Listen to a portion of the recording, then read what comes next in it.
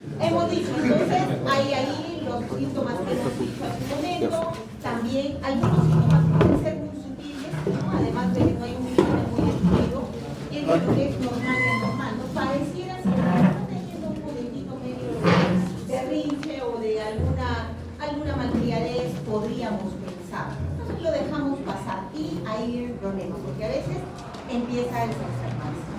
Pero cuando ya la respuesta se hace más intensa y va apareciendo el pesimismo, o sea, todo le va mal. Y todo tiene que salir mal. Por ejemplo, dice, vamos a ir a ver el partido, ahora no el fútbol, vamos a ir a ver el partido de fútbol, yo no voy. ¿Por qué? Porque ¿a qué voy a ir? Porque seguro que va a perder. O sea, ya ni siquiera es porque vamos a ir con los amigos, no nada, o sea, va a perder. Y peor todavía dice, ay no, es que yo no soy la salada. Yo si miro el partido seguro que pierdo. Peor la cosa. Entonces, ese tipo de problemas. Y también vamos a ver tristeza, nostalgia, melancolía, y va entrando ya en un estado patológico, ¿no? En ese momento ya es de cuidado, ¿no? Entonces, ¿qué vamos a ver? Bueno, vamos a ver, pueden ser varias clases de esa depresión. Puede ser una depresión exógena o reactiva, que es una causa externa que provoca la depresión, en una forma de neurosis depresiva, ¿no? Es un 60% de las depresiones son neurosis. O sea, la persona empieza a desesperarse, a gritar, tira las cosas y termina llorando hecho un bollito. Entonces, así, ese es un tipo de depresión, ¿sí? También vamos a ver cuando no hay una causa aparente y el paciente se deprime, una depresión endógena, ¿no? Y esta más bien está dentro de lo que sería la psicosis. Puede alterarse, no hay pues es un periodo de normalidad, está tranquilo, y luego viene el periodo de la depresión, que es la depresión bipolar, que es más o menos el 40 al 25% que corresponden a este grupo. Pero en otros casos también vamos a encontrar lo que son los trastornos afectivos bipolares o la psicosis maníaco-depresiva, que son entre el 40 y el 15%.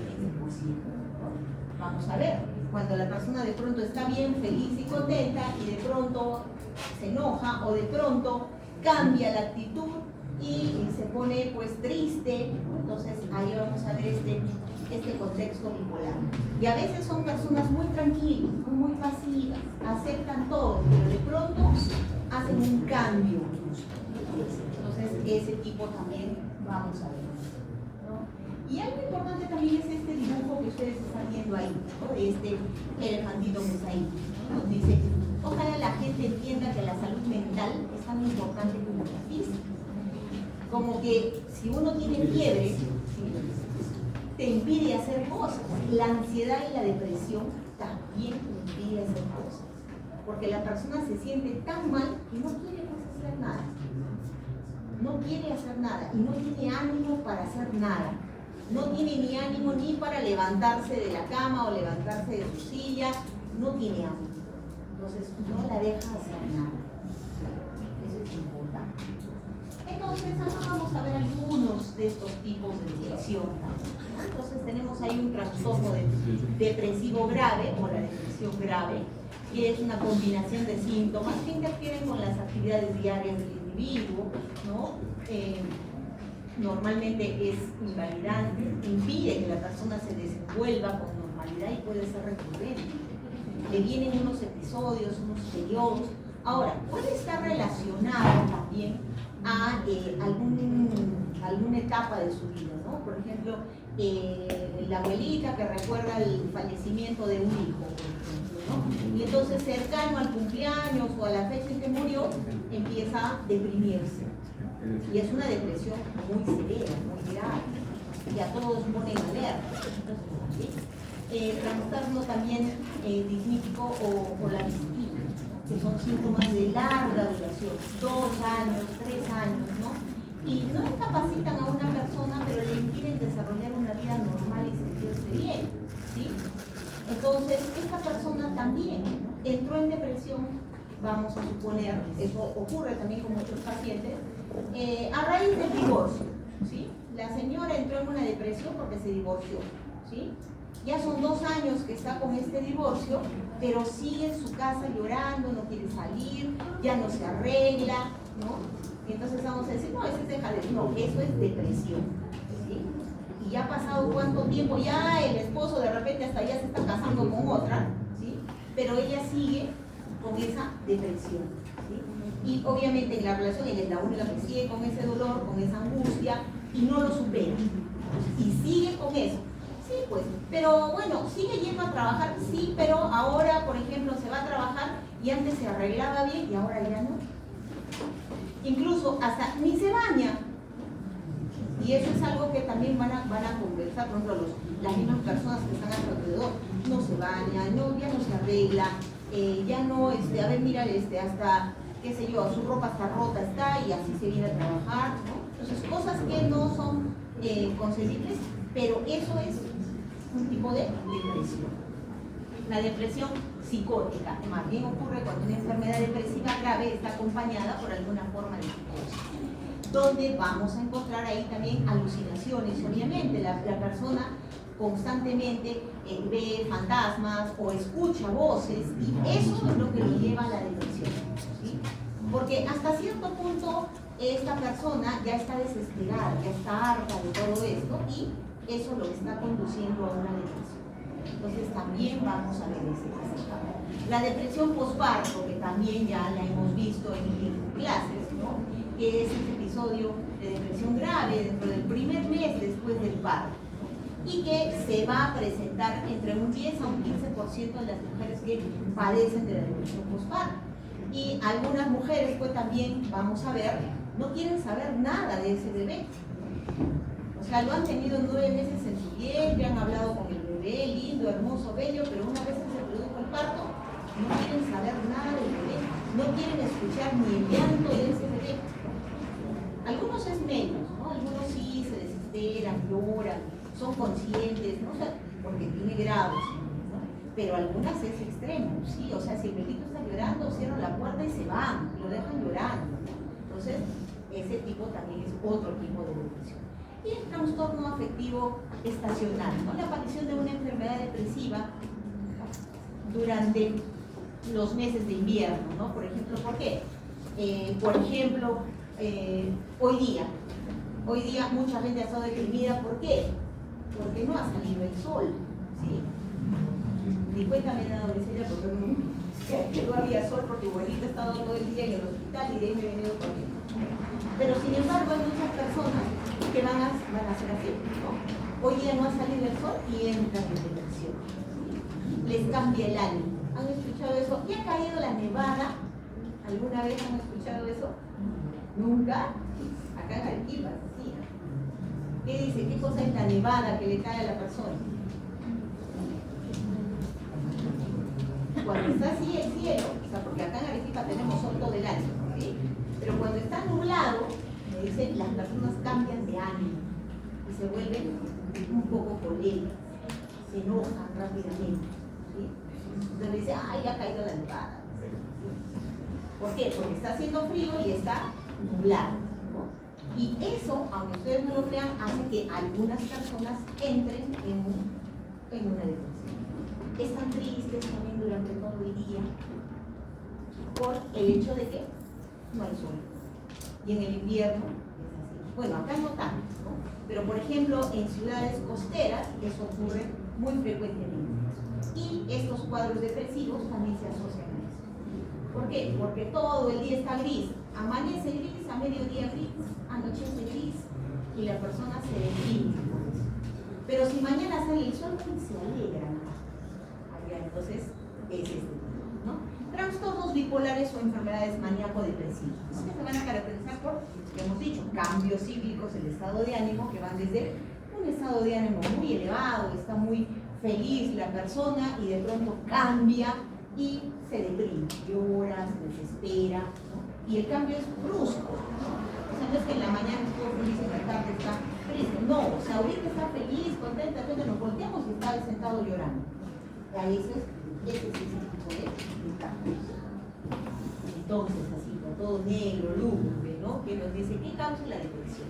Bueno, vamos a encontrar algunos factores de riesgo, ¿no? El neuroticismo, la persona con tendencia a la negatividad, esa que todo va a salir mal, todo tiene que salir mal. hoy día voy a dar el examen, me voy a sacar cero, no voy a saber nada. O sea, no hay nada positivo, no hay, a ver, seguramente que justo lo que he estudiado, eso me tiene que tomar. No, ellos dicen al contrario, mal. ¿No? Acontecimientos adversos en la infancia también, traumas, violencia, que ellos de repente soportaron y que se van a manifestar más adelante como un cuadro depresivo, ¿no? Acontecimientos adversos crónicos en el adulto, como les decía, ¿no? Un divorcio, por ejemplo, ¿no? La separación, un familiar que falleció, ¿no? Genética, también las personas con familiares depresivos tienen entre un 2 a 4 veces más riesgo de desarrollar también depresión, ¿no? Que es el hereditario también, ¿no? Si una madre tiene depresión, la hija corre con un 40% de riesgo de sufrir también ese tipo de depresión. Otros trastornos mentales, la bipolaridad, ansiedad, personalidad límite, el alcoholismo, la drogadicción, las adicciones a la marihuana, a la cocaína, ya se hizo en la práctica. Enfermedades físicas crónicas o discapacitantes también, ¿no? La diabetes, la obesidad, patologías vasculares, en las que la persona le vamos a prohibir que haga algo que antes hacía. Entonces, imagínense de pronto lo que también hemos hablado en algún momento, ¿no? La persona, por ejemplo, le gustaba hacer alguna actividad diaria o era pues ¿qué se llama? Su trabajo diario, ¿no? Y de pronto que le digan, ya no puedes hacerlo porque tu enfermedad va a limitar eso, la persona va a entrar en depresión. Entonces también estar pasando por un problema donde se sienta atrapado sin salida, eso también, ¿no? Entonces no hay solución a mi problema, ¿no? Y puede ser, por ejemplo, una enfermedad terminal y entonces el paciente va a entrar en depresión, ¿no? Coraje, frustración, ira, rabia reprimida por mucho tiempo, ¿sí? Se manifiesta como un cuadro de depresión. Entonces, aquí funcionan muy bien algunas terapias, ¿sí? En la depresión, porque nos ayudan pues a enfrentar ciertos problemas, ¿no? Diferentes tipos ¿qué se llama? De síntomas podemos trabajar bien, ¿no? Entonces, las emociones, las ideas negativas, los sentimientos negativos, y bueno, ahí tenemos también una serie de síntomas físicos que pueden estar dando indicios de que un paciente está haciendo depresión. ¿Y qué es lo que ocurre? Vamos a ver. En el sistema límbico es pues donde encontramos la conducta y las emociones. Y aquí es donde encontramos pues, de forma más o menos constante la reducción de la monoaminas cerebrales. En particular vamos a encontrar a la serotonina en menor grado que la adrenalina. Entonces, si nos damos cuenta, serotonina y adrenalina, ¿qué cosas son?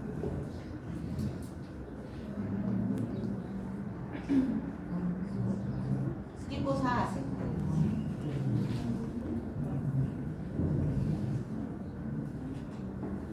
¿Activan y inhiben? ¿Qué hacen? Activan, ¿no? Incluso la serotonina puede, si yo la sigo activando, puede generarme hasta alucinaciones, ¿o no? ¿Sí? Sí lo hemos visto. La adrenalina, la noradrenalina, ¿sí? Me nivela, ¿sí? Va a estar parte en lo que es el sistema de homeostasis del cuerpo, ¿ok? Y entonces, si hay una disminución notable de estas, especialmente de serotonina, ¿qué pasará? La persona está deprimida, ¿no? Sus células están medio adormecidas. Entonces, ahí vamos a ver. ¿Qué hacen los antidepresivos? Incrementan las concentraciones, ya sea de serotonina o de noradrenalina, o de ambas, ¿no? Entonces, vamos a ver ahora pues, a estos fármacos, ¿sí? Antidepresivos, que están clasificados dentro de los psicofármacos, ¿sí? Ahí se necesitan los tranquilizantes de los electrones, ahí también vamos a encontrar a los antidepresivos, a estos antidepresivos. Y bueno, vamos a ver, son sintéticos, ¿no? Porque no vamos a encontrar antidepresivos de origen natural, ¿no? Aunque por ahí me van a decir, ¿y la hierba de San Juan? Sí, es de origen natural, ya se ha visto que funciona en cierto tipo de pacientes, no es en todos, pero por ahí cumple algunas funciones también. Pero por lo general, casi todos van a ser sintéticos. Y en su química también son variables, ¿no? Realmente son 4 tipos de drogas antidepresivas. Entonces vamos a ver cuáles son.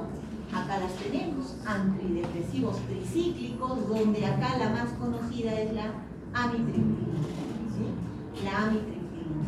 También tenemos a los heterocíclicos, ¿no? Como aquí sí, la mirtazapina, que es la más conocida y la más usada, ¿no?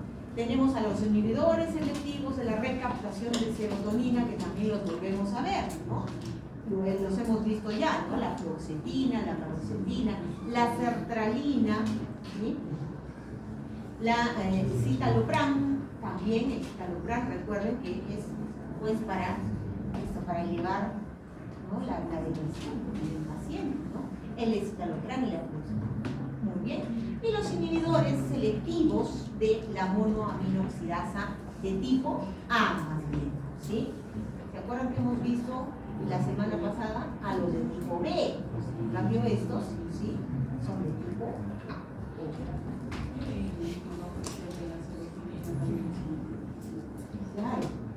Claro, solamente que la selegilina la vamos a usar en dosis de más o menos unos 5 gramos, 5, hasta ya en casos especiales hasta 10 gramos en el Parkinson, ¿sí? Pero aquí, si yo lo quiero como antidepresivo, voy a darle en dosis mayores, que son 50 miligramos. ¿Sí? Entonces, me va a funcionar ahí, ya no lo voy a poner para con el paciente que tiene Parkinson, sino ahora voy a tratar la depresión de esa persona. La selegilina, ¿en qué? Sí. En gente joven se emplea bastante también. Muy bien, entonces vamos a ver. Ok, ¿y qué efectos se espera que tengan estos fármacos? Bueno, vamos a ver. Nos dice, en el sistema nervioso central, en una persona normal, lo único que se logra es somnolencia. Entonces le damos y le va a dar somnolencia. Y si seguimos administrando para ver qué pasa, puede ocasionar incluso un ligero grado de euforia. ¿Por qué? Porque, vamos a ver, tiene que ver con la serotonina, hemos dicho. Entonces, puede ocasionar eso. ¿Qué van a hacer los pacientes deprimidos? ¿O qué va a ocurrir en los pacientes deprimidos? ¿No? Ya sea con una depresión neurótica o psicótica, el paciente mejora su estado de ánimo, ¿no? Y entonces, poco a poco, va mejorando esa tristeza, esa depresión, ¿no? Incluso, ahora sí ya tiene ganas de levantarse, de salir, de caminar de repente, ¿no? Entonces, eso es lo importante. Mejora, como les dice acá, la actividad motora y la actividad mental. Porque antes, no quieren ni pensar, ¿no? O ni ayuda a hacer eso, ¿me puedo hacer? No quiere hacer nada, no quiere hacer nada. Entonces hay un aumento del estado de ánimo y mejoría del estado depresivo, ¿ok? Pero también ahora, pues fíjense, hay una creciente dependencia mundial de los antidepresivos, ¿no? Antiguamente pues no era tanto, pero hoy en día sí, pues se ha visto que hay muchas personas que hacen ya estos cuadros depresivos, y lo volvemos a repetir, ya desde la infancia, ¿sí? Ya están empezando a hacer cuadros depresivos y también se les está pues medicando. Entonces van a llegar, imagínense si han comenzado con una depresión a los 12, 15, 14 años, a los 30, 40 años no van a estar. Entonces, eso es alarmante hoy en día y es un problema de salud pública bastante importante. Muy bien, entonces nos dice, se tiene que administrar la droga 2 a 3 semanas como mínimo para empezar a ver los efectos. Es algo que ya lo habíamos visto anteriormente, o sea, no es algo que, no es la panacea más grande que me la pongo en la boca y ya la persona cambió de ánimo, ¿sí? No va a pasar, ¿sí? Eso no es así. Incluso, ¿no? El efecto máximo se va a lograr entre 1 a 2 meses después de haber iniciado la terapia. Y también, a veces el mismo paciente, ¿sí? El mismo paciente vamos a ver, no lo va a sentir, ¿sí? No va a sentir, va a decir, no, pero no siento yo ningún cambio. ¿Quién nos va a manifestar que sí está funcionando el medicamento? Los familiares, los amigos, las personas de su entorno, ¿sí? Porque ellos son los que van a notar el cambio, ¿sí? Pero a él le vamos a decir, o a ella le vamos a decir, y te funciona el medicamento, no me va ni me viene, ¿no? Pero los familiares van a decir, claro que funciona, porque ahora ya no está metido en su cama 24 horas al día, porque no quiere tú ni levantar. O se levanta y se sienta en su sitio y ahí se queda mirando la pared todo el día. En cambio ahora no, ahora se levanta, viene, por decir, no se me ocurre, a la cocina y le está ahí mirando, conversando. Ah, ya, eso es un buen síntoma, eso es un avance. Entonces vamos a ver. ¿Qué hace esta droga? Aumenta la concentración de serotonina y noradrenalina, pero no muy rápido. En 24 horas en el cerebro ya hay un aumento de estas monoaminas, ¿no? Pero si fuera depresión por falta de monoaminas, el efecto debe empezar dentro de las 48 horas, ¿no? ¿Por qué sucede esto? Por la teoría de las aminas, ¿no? Que las monoaminas suben muy rápidamente, pero los receptores no se adaptan a esta subida tan grande, ¿sí? Porque vamos a ver, pues no es tan rápido. Debe pasar un tiempo, por eso entre 2 a 3 semanas, para que los receptores se vayan adaptando a que voy a tener mayor cantidad de estos neurotransmisores en la cercanía, y entonces necesito también tener estos receptores adecuados para esta cantidad de neurotransmisores. Entonces acá vamos a ver también estos antidepresivos. Entonces tenemos acá a estos antidepresivos tricíclicos, que vamos a ver aquí como la imipramina, ¿no? La clonimipramina, la desipramina y la amitriptilina, ¿no? Que lo que hacen un bloqueo de la recaptación de noradrenalina, serotonina y en menor medida la dopamina. Entonces volvemos a decir, si hay un bloqueo en la recaptación, ¿qué cosas vamos a tener? Vamos a aumentar la concentración de estos neurotransmisores en las proximidades de los receptores, ¿sí? Eso es lo que vamos a ver. Entonces, acá vamos a ver. Estos antidepresivos tricíclicos son los más sedantes. Tenemos acá la amitriptilina, ¿no? Que es el gold standard o la droga patrón, ¿no? Y la nortriptilina, que también tiene una acción sedante importante. Es útil, obviamente, para estas depresiones ansiosas, ¿no? En la que hay actividad psicomotora. O sea, el paciente está desesperado, está agarrando algo, está rompiendo las cosas, se está de repente comiendo las uñas. ¿Sí? ¿Han visto alguna vez este tipo de personas que de repente o tienen sus papelitos y lo hacen un papelito y lo hacen tiras así chiquitos y empiezan a romper? Entonces son manías medias raras, sí, pero es que es su desesperación, ¿no? Entonces, para ese tipo de... Tienen cierta utilidad en otros casos, por ejemplo en ataques de pánico en la noche, ¿no? Especialmente porque como son estas crisis nocturnas, en pacientes que tienen algún miedo también, ¿no? En pacientes que de pronto en la noche tienen estos pensamientos medios desesperantes, ¿no? Y ahora qué voy a hacer, y le dan vuelta y empiezan a rumiar el pensamiento y eso los lleva a hacer pues una crisis. También son útiles en el trastorno obsesivo compulsivo, ¿no? Ideas fijas. Por ejemplo, pacientes que se lavan las manos como 50 veces, ¿sí? Y porque tocaron algo y ahora ya se están lavando las manos, ¿no? Y no solamente se lavan las manos, vamos a decir, con jabón, o sea, se lavan las manos con jabón, enseguida se vuelven a lavar con yodo, se me ocurre, y luego agarran y se vuelven a enjuagar con alcohol, ¿no? Porque están sucias de sus manos. Y por ahí, qué sé yo, se tropezó y se agarró del escritorio, va corriendo y se vuelve a lavar las manos. Entonces son ese tipo de trastornos obsesivos compulsivos, ¿no? Entonces, para eso, por ejemplo, está la fluoxamina y la fluoxetina, ¿no? Que más bien son, ¿sí?, inhibidores, ¿sí?, selectivos de la recaptación de serotonina. Y también en caso de bulimia, en trastornos del apetito, está la fluoxetina, también es bastante útil. Va a ayudar a que la persona vuelva a nivelar su sistema, entre en un estado de mayor ánimo y pueda volver a aumentar su apetito. En enuresis nocturna también, ¿no? La amitriptilina, especialmente en niños, ¿sí? El niñito que de pronto ya tiene pues 10 años, 11 años, 12 años y de pronto empieza a orinarse en la cama. A veces está asociado a algo, algún problema, ¿no?, algún miedo, y se ha visto que también esta amitriptilina también ayuda bastante. Y en el dolor neuropático, ¿no?, que se origina por las estructuras nerviosas que están siendo inflamadas o tienen algún tipo de daño, ¿no?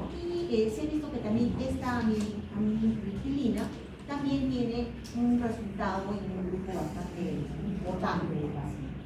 Entonces, no es la solución, pero se ha visto que ahí puede ser una opción para muchas personas que sufren. Ahora, acá tenemos esta depresión por déficit de neurotransmisor. Entonces, acá vemos en la figurita, ¿sí?, vemos en la figurita qué es lo que está ocurriendo, ¿sí?, qué es lo que pasa normalmente, qué pasa con el antidepresivo. En este caso, la persona, fíjense, sí, pues produce una cantidad relativa, pero también tiene solamente pues, tres receptores acá arriba, ¿sí? Ok, ¿qué hace el antidepresivo? El antidepresivo hace que haya mayor cantidad, fíjense acá, haya mayor cantidad de el neurotransmisor, ¿sí? Y entonces esto va a incentivar que no solamente pues, se produzcan tres receptores, sino que aumentemos la cantidad de receptores, ¿sí? Es por eso que va a demorar, pues, va a demorar en tener efecto, ¿sí? Y el efecto va a ser progresivo, porque esos receptores no van a aparecer de la nada, de pronto, en la membrana, ¿sí? Recuerden ustedes que para que suceda esto, tiene que haber una señalización a nivel del DNA, y el DNA empezar a activarse, ¿sí? ¿Para qué? Para empezar a hacer copias de estas proteínas que van a estar implicadas en la formación de los receptores, ¿sí? Y una vez que se va a dar esto, recién empieza a formarse la ARN mensajero, el ARN mensajero va a ir formando las proteínas, en el retículo se van a ir acoplando, en el aparato de Golgi todavía se van a ir, que se llama ensamblando, va a tomar su tiempo, ¿sí? Y ok, entonces ahora empezaremos a producir dos. Sigue llegando la señal, hay que producir más, bueno, entonces produciremos 4, sigue llegando la señal, entonces produciremos 8 y así. Por eso es que va a tomar su tiempo, van a ser, hemos dicho, alrededor de ¿cuánto tiempo dijimos? 3 semanas, ¿no?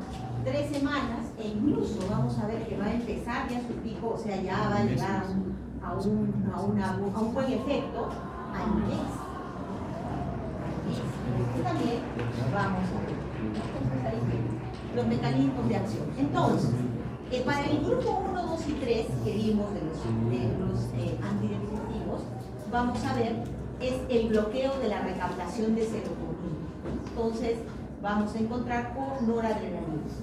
Y vamos a ver también que las neuronas no liberan ambos neurotransmisores. Entonces, por lo tanto, ¿sí?, en una neurona va a ser o bien el bloqueo para serotonina o bien el bloqueo para noradrenalina.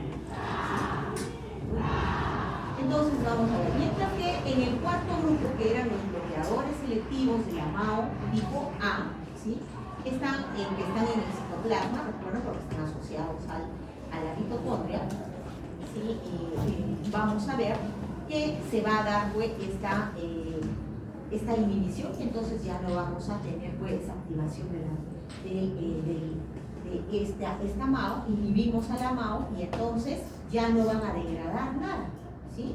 Y al no degradar nada, estos neurotransmisores que se están formando o que se han llegado a recaptar van a salir a través de las vesículas secretorias.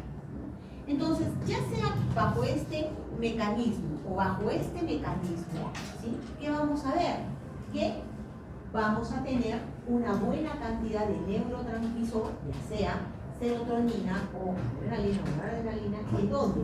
En la proximidad del receptor, o sea, en el espacio sináptico, ¿sí? Van a salir hacia abajo. Ok, dice, en el sistema vegetativo, ¿cómo va? Dice, en particular los antidepresivos tricíclicos tienen poderosa acción anticolinérgica, no solo a nivel del sistema nervioso, sino también a nivel periférico. Y nos van a dar manifestaciones atropínicas, ¿no? Sequedad de boca, palpitación, contractura, friccional, aumento de la presión intraocular, ¿no? Que van a ser pues considerados como adversos, ¿no? Pero contribuyen importantemente en el efecto pues antidepresivo. Bueno, los que tienen menos efecto anticolinérgico son los del grupo 3, ¿no? Que no tienen acción anticolinérgica. Entonces, el paciente va a recibirla como mayor, pues, mejor agrado, mucho mejor. Sobre el aparato cardiovascular, ¿no? Algunos, ¿sí? Antidepresivos tricíclicos y la macrotilina, ¿no? Son capaces de provocar hipotensión arterial. Entonces, también vamos a tener mucho cuidado a trabajar esta presión. Entonces, también pueden llegar a producir arritmias. Son poco notables con las drogas del grupo 3, pero también vamos a ver en el grupo 4 si se puede producir este tipo de arritmias cardíacas.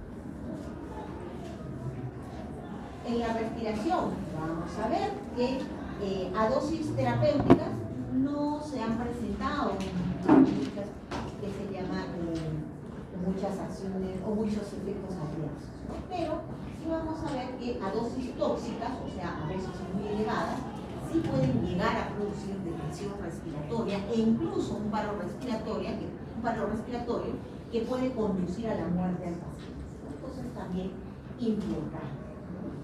Y a nivel de que también paralizan a los ciclos pulmonares. Muy bien. En el metabolismo, bueno, vamos a ver algunos antidepresivos tricíclicos, como la macrotilina también, provocan un importante aumento de peso. ¿Por qué? Porque van a activar esa sensación de hambre en el paciente. Entonces la persona va a empezar a comer bastante y va a haber pues, un problema aquí que puede llegar a producir una resistencia a la insulina. Ok. También vamos a ver, ¿no? Como les decía, todos se dan vía oral. Todos se van a dar vía oral. No tendría sentido ponernos por vía endovenosa porque su efecto igualito, vía endovenosa, va a demorar.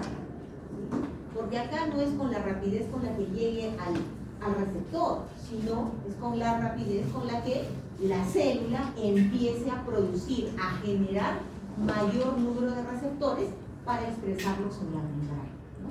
Y como hemos dicho, eso toma su tiempo. Entonces, pues, la absorción se da en los dos primeros grupos, que los dos primeros que hemos visto, no es muy buena. Hay una absorción aceptable, no es excelente, pero pasa primero al hígado y se va a sufrir una metabolización y una destrucción de esa droga entre un 20 a un 30%. Bueno, de ahí ya se metaboliza y va a ir hacia el sistema nervioso central en cantidades bajas.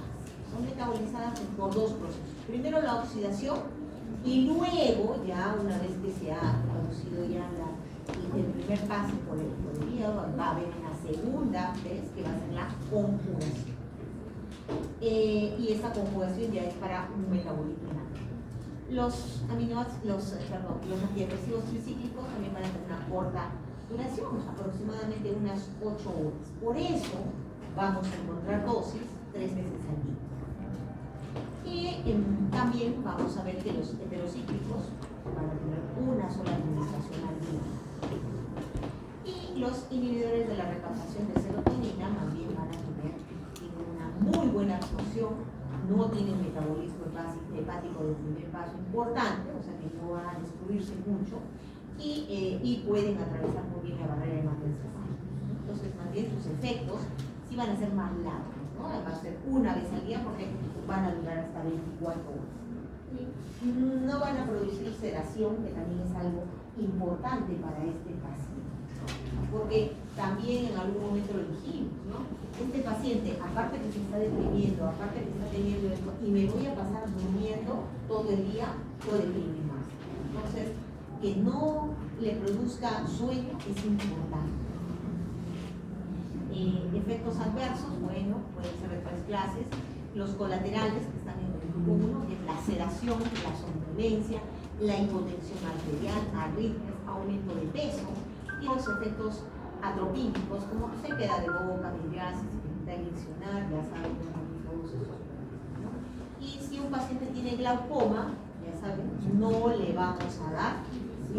Nada, o sea, amitriptilina no se le da al paciente que tiene. ¿Sí? Efectos tóxicos, bueno, pues si vamos a encontrar muy graves en pacientes deprimidos que tienen tendencia al suicidio, por ejemplo, ¿no? Entonces va a querer suicidarse con las pastillas antidepresivas. Entonces también vamos a ver, hay notable excitación psicomotora, ¿no? Acá también el delirio, convulsiones, arritmias, ¿no? Hipotensión, puede entrar en shock, coma y puede morir por un paro respiratorio y también, ¿no? En dosis tóxicas muy elevadas. Entonces al paciente le vamos a medicar pues una vez por semana, ¿no? Entonces ya vamos a espaciarlo. Ok. Algo que también es sumamente importante es recalcar. El paciente no se suicida cuando está deprimido, ¿no? Sino cuando empieza la mejoría. O sea, ¿por qué no se suicida cuando está deprimido? Porque realmente cuando está deprimido, hemos dicho, está pues tirado en su cama, ¿sí? Tapado hasta la cabeza, no quiere ni levantarse, ¿sí? O sea, si le podrían poner un pañal para no levantarse e ir al baño, estaría tranquilo. O sea, no quiere ni levantar el brazo, no quiere hacer eso, ¿sí? Y no se va a sentir con ánimos, por ejemplo, dice, ¿y por qué no se tomó las pastillas cuando entró en ese grado de depresión tan severo? Porque está hecho un desastre, pues vamos a decir. No tiene ánimo ni para levantar el brazo y abrir el frasco de pastillas y tomarse, ¿sí? Entonces, ¿cuándo se va a suicidar el paciente? Cuando empieza a mejorar. Por eso, en ese momento, se trabaja mucho con la familia, ¿sí? Tienen que vigilarlo, tienen que darle a ustedes las pastillas, ¿sí?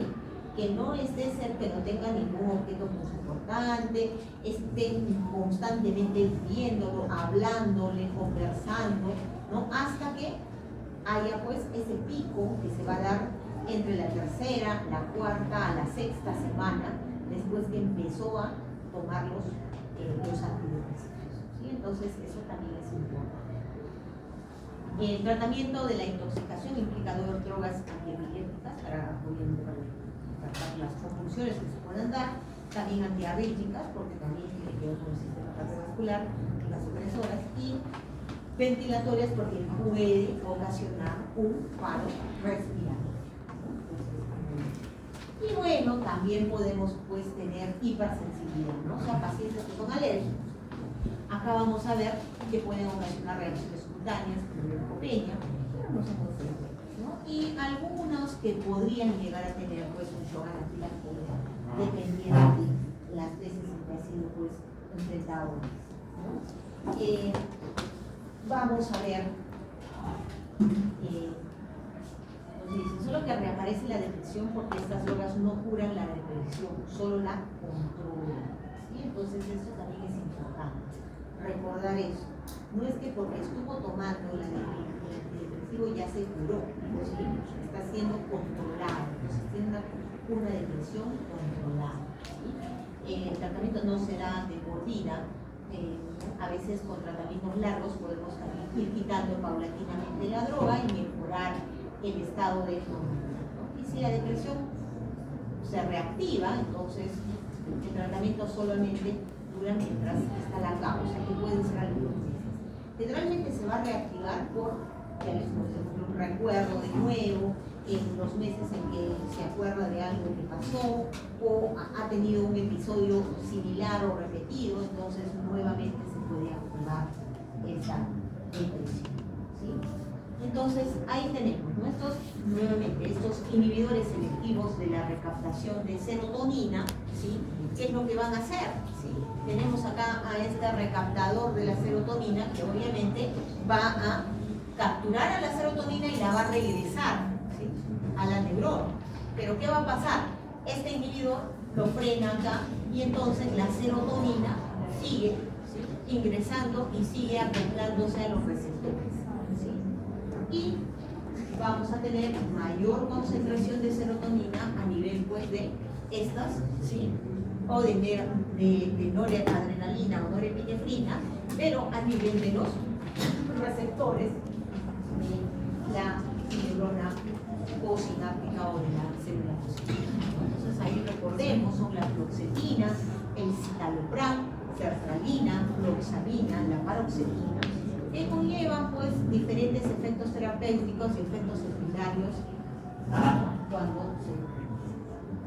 Entonces, estos van a ser, obviamente, van a tener una buena absorción oral, una concentración terapéutica que va a ir dentro de 6 horas, un metabolismo hepático, pues, excreción renal y una vida media variable.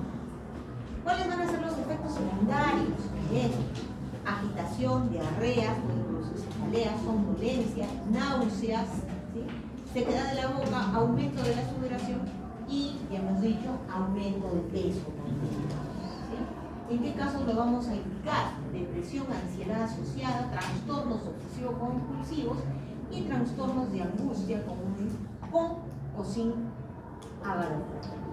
¿Cuándo está contraindicado? ¿Hay contraindicación? Dice, no hay contraindicaciones absolutas, pero puede haber reserva en cuanto a su uso durante el embarazo y la lactancia.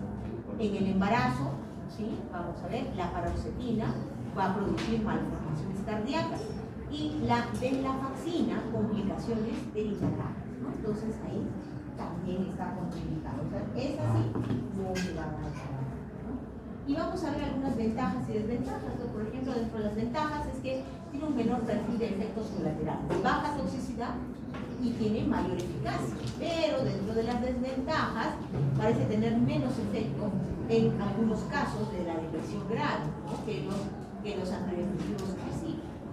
En cambio, los inhibidores de la recaptación de serotonina requieren diferentes dosis, diferentes momentos de inicio, y vamos a ver, también va a tener una alta tolerabilidad, aunque tenga, pues, bastante química, ¿no? Entonces vamos a ver acá. Y estos inhibidores selectivos de la recaptación de serotonina y noradrenalina, como venlafaxina y la venlafaxina. Muy bien. ¿Cuáles van a ser? ¿Cómo va a ser su farmacocinética?